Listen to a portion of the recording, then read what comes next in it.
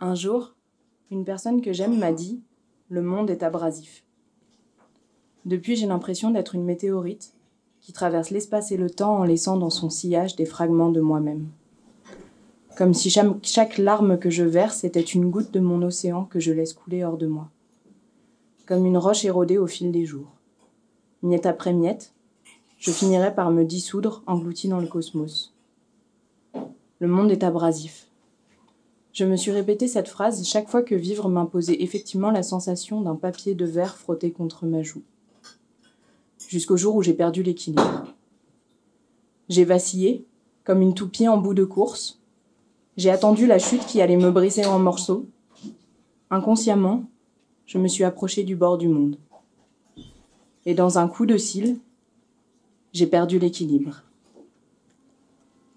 J'ai senti le sol se dérober sous mon poids. Sans savoir comment, je me suis retrouvée au beau milieu d'un lac. Et le fil imaginaire qui me tenait en suspens s'est rompu. J'ai chuté, comme une marionnette démembrée. Je ne savais plus respirer. Mon monde s'est effondré autour de moi.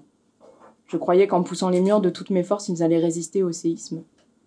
Mais ma ville s'est effritée sans que je m'en rende compte, bien avant que moi-même je ne sois réduit en poussière. J'étais toujours là. Alors j'ai laissé retomber mes mains, j'ai ouvert mes yeux et je me suis réveillée au milieu de mes ruines. Ce que je veux dire, c'est qu'à ce moment-là, je ne savais plus maintenir la mort à distance. Une nuit, une porte s'est ouverte dans ma tête. Derrière, il n'y a que des pièces vides. Une succession de pièces en enfilade, un corridor sans fin. Et si je pose la main sur la poignée, je suis projetée à la vitesse d'un vélo privé de mes freins sur une route en descente. J'ai toujours eu peur de la vitesse et du vide. Je n'ai jamais aimé les avions qui décollent ou les parcs d'attractions. Et là, à ce bord du monde, dans l'entrebâillement de cette porte, j'ai cru que j'étais seule. Et j'ai eu peur à nouveau.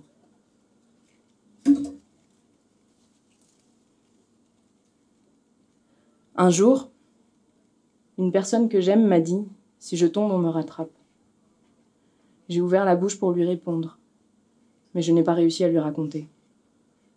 Alors j'ai peuplé mes silences avec d'autres paroles. Comme un écho, j'ai emprunté les mots des personnes que j'aime. Face au vide, j'ai appelé les voix de mes amis. J'ai tendu mes mains pour sentir leur étreinte. Et dans leurs yeux, j'ai retrouvé ma tendresse. Cette porte, dans ma tête, je sais qu'elle restera toujours ouverte. Mais maintenant, je sais aussi qu'il n'y a rien derrière. Juste un vertige, comme au 27e étage d'un immeuble trop haut, ou quand je mets la tête sous la surface de la mer.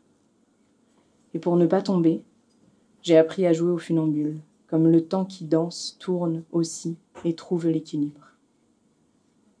Si je ne sais plus respirer, je peux t'appeler pour que tu me dises comment trouver de l'air pour mes poumons.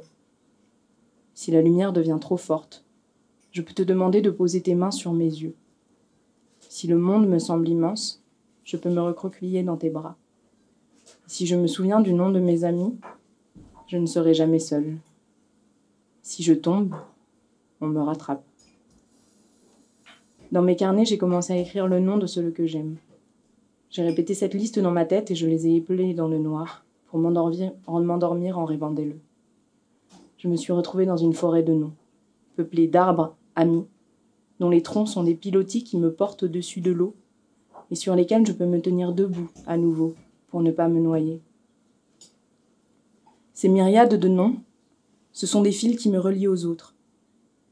Je les ai brodés sur un ruban et je leur ai fabriqué des écrins pour leur dire merci, pour ne plus jamais les oublier, pour les garder contre mon corps et pour les emmener partout où je vais.